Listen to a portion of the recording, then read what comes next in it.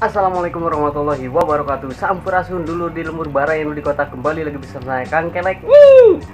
Yo, video kali ini saya mau nyeritain gimana sih treatment, karena kemarin ada yang datang ke kosan ya, nanyain masalah treatment ikan cupang, juga treatment ketika ikan cupang mau ditinggalin.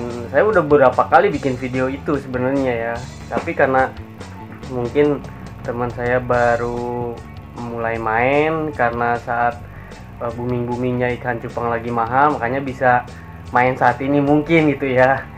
Tapi entahlah alasannya apapun itu ya.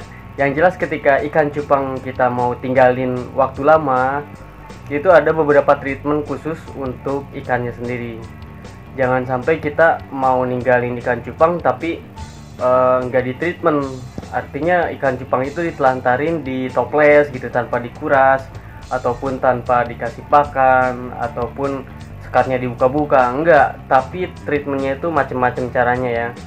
Kalau saya kebetulan lagi ada di Pasir Malas ya, hoream gitu, hoream nguras tapi kumaha cupang supaya henteu garering gitu, tetap sehat ketika kita kembali lagi gitu ya.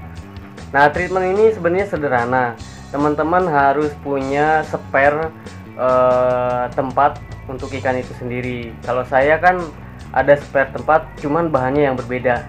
Bahannya plastik, sama-sama plastik, tapi sorry ya, tapi tempatnya itu berbeda. Tempatnya seperti apa sih Kang? Pokoknya tempatnya berbeda, cuman bahannya plastik sama. Teman-teman juga bisa tiruin langkah saya ini, ataupun ada langkah yang lainnya ketika ikan cupang mau teman-teman tinggalin. Yang jelas sih ini treatment saya itu sederhana, tapi buat ikan juga aman lah untuk ditinggalin sama kita ya. Dan tentunya ketika ikan cupang kita tinggalin, itu biasanya ketika saya treatment seperti itu, biasanya gitu ya, ikan cupang itu tetap sehat, tetap normal aja, pola makannya juga tetap aman. Dan ketika pulangnya nanti ada treatmentnya lagi. Treatmentnya seperti apa? Tetap stay terus di channel saya ya. Yuk kita langsung aja ke kamar ikan cupang. Nah, ini dia ya, tempatnya adalah botol ya. Teman-teman harus punya botol yang udah dilakbanin ya, satu persatu. Dilakbanin satu persatu, tapi kasih jarak ya minimal sesenti lah. Nah, kalau lihat dari samping seperti itu ya. Jadi ada jarak antara lakban saat yang atas dan bawah. Ini prosesi ikan yang saya masukin ke botol-botol dari toples yang ada di papan rak ya. Jadi semua ikan harus dimasukin ke botol-botol itu. Tentunya airnya harus bersih.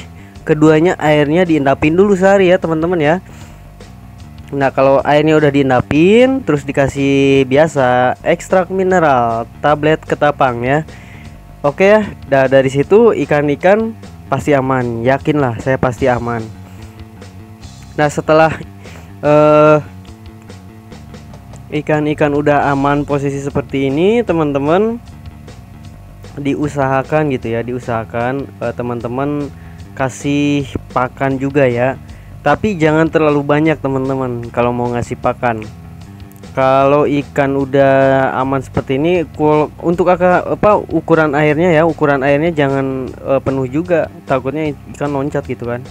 Jadi ada batasannya lah. Batasannya yaitu di lakban yang paling atas, itu udah aman lah posisi segitu. Dan nggak terlalu tinggi juga nggak terlalu rendah, itu standar aja kalau menurut saya ya. Karena setiap treatment saya nggak pernah ngasih air tinggi-tinggi banget kalau di aqua ini ya, kalau di botol-botol gini. Nah, setelah itu terus pertanyaannya, toplesnya gimana? Nah, toples ini jangan dibuang dulu airnya teman-teman. Kalau teman-teman buang nanti airnya berkerak. Nah, ke toplesnya itu nantinya susah dicucinya itu teman-teman.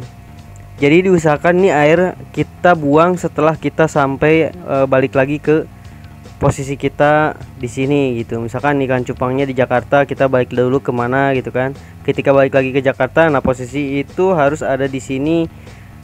Jangan dibuang dulu airnya, biarin aja. Karena kan ini pastinya Pasir Malas gitu ya. karena bukannya mas-masnya doang, tapi itu akan berkerak nantinya di dinding-dinding toples. Nah, untuk pakannya ini saya kasih cacing sutra, tapi dikocok dulu ya. Itu pun cacing sutranya sedikit banget teman-teman. Kenapa dikocok dulu? Biar ketika kita semprotkan itu keluarnya nggak banyak gitu, sedikit-sedikit. Nggak bisa teman-teman lihat ya. Itu sedikit-sedikit banget teman-teman. Jadi jangan terlalu banyak. Karena bukan apa-apa teman-teman, kalau terlalu banyak kurang bagus juga kalau untuk pakan cacing sutra ini. Kalau cacing sutra dia sifatnya itu gimana ya, banyakan lemak gitu. Jadi ikan biasanya kalau udah kekenyangan suka malas gerak, kadang kayak ikan mati gitu, susah banget gitu kalau mau digerakinnya kalau pakai cacing sutra. Makanya jangan terlalu banyak, sedikit-sedikit aja tuh teman-teman, lihat ya, sedikit banget gitu, enggak banyak gitu, enggak sekali pencetnya itu enggak terlalu banyak, sedikit banget. Nah, itu untuk syarat aja sebenarnya mah. Nah, untuk fungsinya si lakban yang udah dikasih jarak gitu, yang sesenti jaraknya, fungsinya ketika ikan ada di tengah-tengah dan ikan di sebelahnya juga ada di tengah-tengah, dia bisa ngedok. Jadi kita gak usah pusing untuk mikirin dia mainin kedokannya seperti apa, karena memang udah tersedia di situ dari jaraknya itu ya. Terus juga teman-teman, ketika ikan itu tiap hari ngedok dong, enggak, ada saatnya ikan di atas, di bagian lakban paling atas, jadi ketutup sama ikan lain pun ketutup, ataupun ada di bagian bawah, itu ikan gak bakalan ngedok, kecuali ketika dia posisi lagi renang ke tengah dan ikan sebelahnya juga ke tengah baru ngedok. Ketika ikan posisi ke bawah, dia akan hilang kedokannya itu. Itu teman-teman treatment untuk ikan yang mau ditinggal pergi. Kebetulan saya juga mau balik kampung dulu ya. Nah, dari secuilnya cacing sutra itu teman-teman bisa lihat ini sisaannya. Sisaannya ini gak saya kasih lagi, ini saya berikan ke burayak gapi. Oke teman-teman, terima kasih banyak.